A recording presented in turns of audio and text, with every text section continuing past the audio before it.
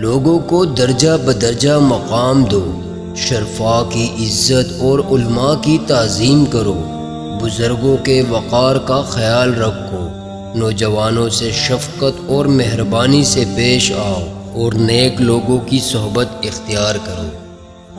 سب سے سلام کہو اگرچہ وہ برے ہی کیوں نہ ہو۔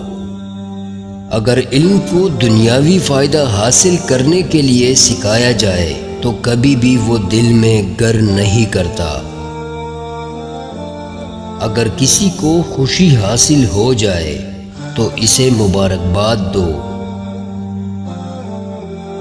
بے وقوفوں کے ساتھ ہرگز بے تکلف نہ بنو۔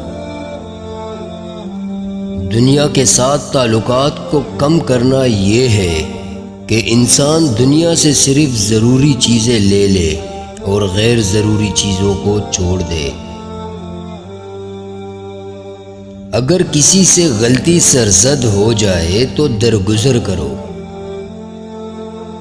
عفو و درگزر سے کام لو اور ہمیشہ بھلائی کی تعلیم دو۔ اپنا راز کسی کو نہ بتاؤ اور آزمائے بغیر کسی سے مصاحبت نہ کرو۔ کوئی تم سے حسن سلوک کرے یا نہ کرے، تم اس سے اچھا سلوک کرتے رہو۔